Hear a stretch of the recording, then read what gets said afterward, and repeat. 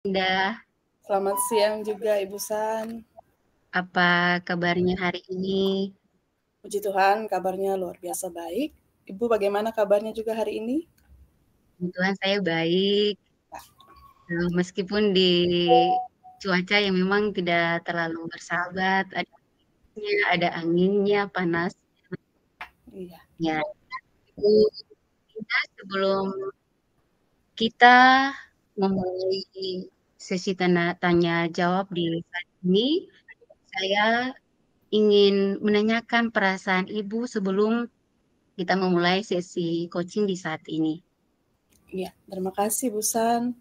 Perasaan saya sebelum kita memulai proses coaching di siang hari ini, jujur awalnya ada deg-degan, ada sedikit kecemasan, tetapi penuh antusias juga untuk bisa ada dalam proses coaching ini, sehingga apa yang menjadi permasalahan saya nanti bisa saya sampaikan.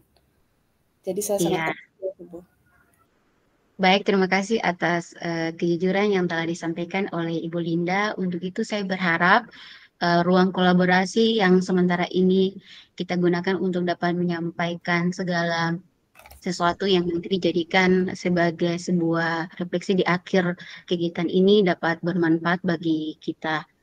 Baik, eh, Ibu Linda, eh, saya berharap selama sesi ini Ibu Linda dapat santai saja menikmati setiap sesi yang akan kita lalui. Nah, baik Ibu Linda. Menurut Ibu Linda, apa yang ingin Ibu Linda capai dari sesi coaching ini?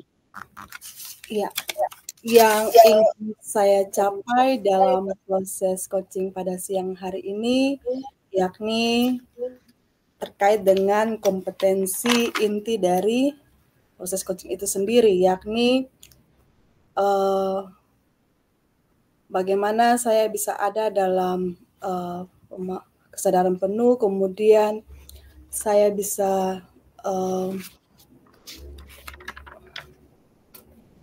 melakukan yang namanya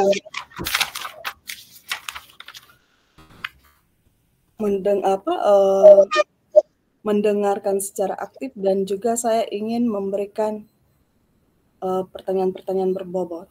Jadi saya berharap bahwa dalam proses coaching siang hari ini saya bisa menyampaikan apa yang menjadi permasalahan yang sementara saya hadapi. Baik, dari persoalan yang Ibu sampaikan, persoalan apa yang nanti menjadi tujuan daripada pembicaraan ini, Ibu Linda? Ya, persoalan yang menjadi inti persoalan yang sementara saya hadapi adalah tentang belakangan ini saya melihat bahwa maraknya penggunaan ragam bahasa gaul atau yang dikenal dengan istilah prokem di kalangan pelajar. Dan menurut saya itu merupakan sebuah penyimpangan terhadap bahasa Indonesia yang merupakan bahasa nasional.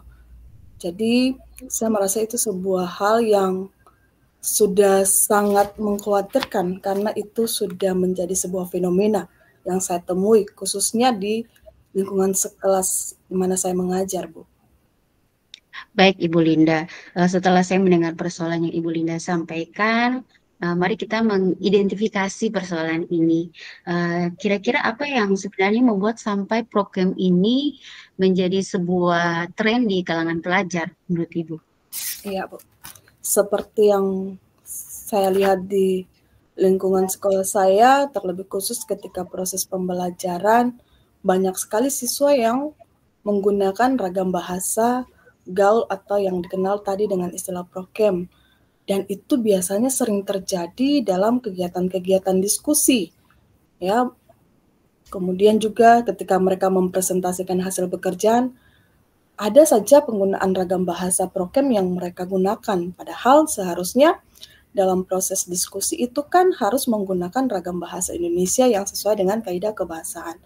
Nah, mungkin hal-hal yang mempengaruhi mereka sehingga mereka bisa menggunakan ragam bahasa gaul atau istilahnya prokem itu adalah menurut saya itu dari faktor media sosial juga.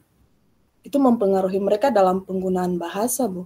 Kemudian yang saya tahu bahwa mungkin mereka ingin terlihat lebih keren, atau terlihat tidak ketinggalan zaman sehingga mereka berupaya untuk menggunakan ragam bahasa gaul atau prokem tadi. Atau juga ada faktor-faktor lain yang saya perhatikan kalau kita lihat sekarang di televisi, di tayangan televisi itu banyak sekali sinetron maupun acara-acara yang tidak lagi menggunakan ragam bahasa Indonesia baku ya, tapi mereka lebih banyak kepada penggunaan ragam bahasa prokem. Sehingga dengan demikian itu pun menjadi faktor-faktor yang membuat anak-anak kita saat ini atau anak-anak zaman sekarang ini sudah tidak lagi mempedulikan posisi bahasa Indonesia sebagai bahasa persatuan. Padahal itu sangat penting sekali, Bu. Jadi saya sedikit merasa prihatin dengan penggunaan ragam bahasa yang saat ini sementara marak di kalangan pelajar. Seolah-olah bahasa Indonesia bukan lagi menjadi bahasa utama dalam interaksi atau dalam komunikasi yang terjadi, tetapi lebih kepada bahasa atau ragam bahasa gaul yang mereka gunakan. Itu Bu, jadi itu yang faktor-faktor saya sebutkan tadi mempengaruhi anak-anak zaman sekarang ini dalam berinteraksi Bu. Baik Ibu Linda. Lalu sebenarnya bagaimana Ibu Linda dapat menghadapi situasi tersebut? Ya, cara saya ketika saya menghadapi situasi tersebut, awalnya saya sedikit kecewa mengapa demikian karena yang tadi saya sampaikan bahwa mengapa sekarang ini anak-anak lebih dominan kepada penggunaan ragam bahasa gaul bukan kepada penggunaan bahasa Indonesia yang sesuai dengan kaidah-kaidah kebahasaan, Bu. Nah, saya melihat hal itu lewat interaksi saya dengan siswa di kelas. Seperti yang tadi saya sampaikan, diskusi saja mereka tidak menggunakan sepenuhnya bahasa Indonesia dengan baik dan benar. Kemudian dalam diskusi dengan guru lain pun sama, saya sudah mencermati hal itu. Dan demikian hal-hal itu saya lihat dan menjadi sebuah masalah untuk saya, Bu. Jadi saya ingin supaya mereka tidak lagi fokus kepada penggunaan ragam bahasa gaul, tapi lebih kepada bagaimana menggunakan bahasa Indonesia yang baik dan benar, atau bahasa yang sesuai dengan kaidah kebahasaan untuk kegiatan interaksi atau komunikasi sehari-hari, khususnya di kelas, Bu. Baik, setelah saya mendengarkan apa yang disampaikan oleh Ibu Linda, kita akan bersama-sama mencari solusi untuk persoalan ini. Untuk itu, saya ingin menanyakan kembali kepada Ibu Linda. Mungkin Ibu Linda punya sebuah rencana agar dapat meningkatkan pemahaman pelajar terhadap kaidah kebahasaan bahasa Indonesia dan mereka tidak terlalu terfokus dengan yang namanya prokem. Iya, Bu, saya memang berencana untuk bagaimana membuat siswa-siswi saya untuk lebih mendalami bahasa Indonesia. Jadi mereka tidak harus selalu berbicara dengan menggunakan ragam bahasa gaul. Langkah-langkah yang saya ingin lakukan itu adalah saya ingin menanamkan nilai atau menumbuh kembangkan pemahaman mereka dan kecintaan mereka kepada bahasa Indonesia sebagai bahasa nasional. Kemudian saya juga ingin untuk menggunakan bahasa Indonesia sebagai bahasa pengantar dalam pendidikan, dan itu juga sudah saya lakukan di kelas ketika proses pembelajaran berlangsung. Saya selalu mengutamakan penggunaan bahasa Indonesia yang baik dan benar. Kemudian langkah yang saya pikirkan untuk nantinya akan saya lakukan juga, yaitu bagaimana mensosialisasikan penggunaan bahasa Indonesia ini serta perbedaannya dengan ragam bahasa gaul atau ragam bahasa yang kita kenal dengan prokem itu kepada siswa. Jadi lebih kepada memberikan pemahaman secara baik kepada mereka tentang bahasa Indonesia yang baik dan benar, dan mengapa harus menggunakan bahasa Indonesia dan mengapa tidak harus menggunakan bahasa gaul. Kemudian mungkin juga itu juga menjadi tanggung jawab kita semua sebagai guru. Jadi dalam kegiatan mensosialisasikan ini bukan saja kepada siswa, tapi juga lebih mengarah kepada guru atau semua rekan guru di sekolah. Dalam hal ini adalah semua komunitas sekolah, sehingga nantinya penggunaan ragam bahasa gaul atau prokem ini memang tidak akan bisa secara serta-merta hilang, tetapi secara perlahan-lahan penggunaannya itu dikurangi sehingga lebih kepada bagaimana menghargai bahasa kita sebagai bahasa Indonesia yang merupakan bahasa nasional, dan itu sangat penting untuk saya. Dengan demikian, itulah langkah-langkah yang nantinya ingin saya terapkan supaya penggunaan ragam bahasa gaul itu bisa sedikit berkurang, Bu. Baik Ibu Linda, dari semua rangkaian langkah-langkah yang Ibu Linda telah sampaikan, mana yang menjadi prioritas yang akan dilakukan, Bu? Yang menjadi prioritas saya dari beberapa langkah yang tadi telah saya kemukakan adalah tentang bagaimana saya akan mensosialisasikan pentingnya penggunaan bahasa Indonesia yang baik dan benar. Karena menurut saya dengan mensosialisasikan berarti saya sudah sekaligus memberikan pemahaman kepada mereka terkait dengan penggunaan bahasa Indonesia yang baik dan benar. Dan selain itu dalam kegiatan mensosialisasikan tentang penggunaan bahasa Indonesia yang baik dan benar, mungkin saya juga bisa menghadirkan narasumber-narasumber yang berkompeten dalam bidang ini sehingga nanti ketika proses sosialisasi terjadi, pemahaman terkait dengan penggunaan bahasa yang baik dan benar itu bisa disampaikan secara baik dan benar kepada seluruh komunitas sekolah.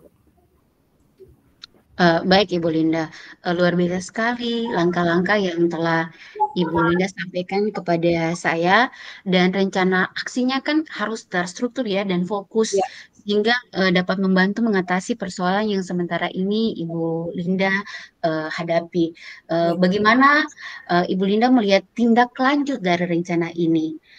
Apakah komitmen yang akan Ibu Linda buat agar rencana aksi yang Ibu Linda buat ini dapat tercapai Baik. komitmennya? Ya. Yang pasti saya memiliki komitmen yang tinggi terkait dengan penggunaan bahasa tadi. Karena saya sampaikan di awal bahwa ini merupakan sebuah masalah yang saya temui. Dan masalah ini saya diskusikan dengan Ibu untuk mendapatkan penyelesaiannya. Dan Ibu sudah memberikan pandangan. Dengan demikian, komitmen saya untuk tetap bisa memberikan pemahaman yang baik kepada seluruh komunitas sekolah, khususnya anak-anak didik saya. Karena itu sangat penting menurut saya. Dengan adanya penyampaian atau dengan adanya pemahaman yang lebih mendalam terkait dengan penggunaan ragam bahasa Indonesia, maka kesadaran untuk nantinya menggunakan bahasa Indonesia dengan baik dan benar dalam setiap interaksi itu bisa terjadi. Jadi komitmen saya itu, Bu, anak-anak juga harus bisa berupaya semaksimal mungkin untuk menghindari diri dari penggunaan ragam bahasa gaul atau prokem tadi. Jadi saya berharap bahwa nanti ke depannya dengan langkah-langkah yang tadi saya sebutkan, anak-anak bisa ada sedikit perubahan. Yang awalnya lebih banyak kepada penggunaan ragam bahasa gaul, mungkin sedikit demi sedikit akan berubah ke penggunaan ragam bahasa Indonesia yang sesuai dengan kaidah kebahasaan, karena itu merupakan hal yang penting. Jadi saya berkomitmen untuk hal itu, Bu. Baik Ibu Linda. Dan untuk komitmen itu dapat dilakukan dengan baik, siapa yang akan membantu Ibu agar komitmen ini tetap terjaga dan dapat dilakukan? Baik. Ya, yang dapat membantu saya untuk dapat melakukan komitmen yang tadi saya sampaikan, yakni yang pastinya saya akan berkolaborasi dengan rekan sejawat saya, khususnya yang mengampu mapel yang sama dengan saya, yakni mata pelajaran Bahasa Indonesia. Itu yang penting. Kemudian yang kedua juga akan berkolaborasi dengan rekan-rekan guru yang lain. Kemudian juga dengan pihak kepala sekolah, bahkan juga semua wakasek yang ada di lingkungan sekolah, sehingga apa yang diharapkan itu bisa berjalan dengan baik. Itu Ibu, terima kasih. Ya, baik. Luar biasa sekali apa yang disampaikan oleh Ibu Linda. Untuk itu, menurut Ibu bagaimana dengan tindakan kita setelah kegiatan coaching ini? Ya, Tindak terima kasih. lanjutnya, Bu. Ya. Menurut saya, lewat kegiatan coaching yang sementara kita laksanakan saat ini, saya bisa mendapatkan lebih banyak hal, gambaran terkait dengan apa yang akan saya lakukan nanti berdasarkan permasalahan yang saya sampaikan tadi. Jadi, saya berharap untuk nantinya bisa melakukan setiap langkah-langkah dan tahapan-tahapan yang tadi saya sudah sampaikan, dan nantinya pasti inti dari semuanya itu adalah membawa sebuah perubahan. Perubahan dalam hal ini adalah bagaimana komitmen saya tadi untuk membuat anak-anak saya untuk tidak lagi lebih fokus kepada penggunaan ragam bahasa gaul, tapi lebih kepada penggunaan bahasa Indonesia yang baik dan benar, karena kita tahu sendiri bahwa bahasa Indonesia merupakan identitas kita. Dengan keanekaragaman yang ada, dengan demikian bahasa Indonesia sangat penting untuk diterapkan supaya komunikasi atau interaksi yang terjadi itu bisa lebih efektif, Ibu. Baik, Ibu Linda. Bagaimana perasaan Ibu Linda setelah di-coaching oleh saya? Ya, perasaan saya tentunya sangat senang, Ibu, dengan proses coaching yang Ibu lakukan kepada saya, karena saya pun merasa bahwa dengan apa yang Ibu sampaikan kepada saya juga bisa berpikir jauh ke depan tentang nantinya apa yang saya harus perbuat. Saya punya pandangan ke depan itu sudah mulai terbuka ketika Ibu menyampaikan pertanyaan-pertanyaan tadi. Jadi intinya saya sudah memiliki gambaran tentang apa yang nanti saya lakukan ke depan. Baik, Ibu Linda. Boleh saya minta refleksinya, Bu, sebelum menutup kegiatan ini? Iya, terkait dengan apa yang tadi sudah disampaikan, pertanyaan-pertanyaan yang Ibu sampaikan, tentunya itu sangat bermakna kepada saya. Saya senang hari ini bisa melakukan proses coaching dengan Ibu, sehingga apa yang menjadi permasalahan saya tadi, saya bisa temukan solusinya, kemudian saya akan berupaya untuk bisa menerapkannya sehingga tujuan saya akan tercapai, yakni anak-anak akan dapat lebih menggunakan bahasa Indonesia daripada bahasa gaul. Terima Baik, kasih. Ibu. Baik, Ibu Linda. Terima kasih, Ibu Linda, atas waktu dan kesempatan yang telah diberikan kepada saya, sehingga ruang kolaborasi ini benar-benar kita maknai bersama sebagai tempat untuk dapat mencari solusi dari persoalan yang sementara ini Ibu Linda hadapi, dan biarlah rencana aksi yang telah Ibu rancang dapat dilakukan, dan semua pihak yang telah Ibu sampaikan tadi benar-benar dapat membantu dan mewujudkan penggunaan bahasa Indonesia yang baik dan benar di kalangan pelajar kita, dan kita tetap semangat dan bangkit untuk menuju Indonesia yang lebih baik dengan tetap bangga dengan bahasa Indonesia yang kita gunakan. Terima kasih, Bu Linda. Sama-sama Ibu San, terima kasih juga. Baik.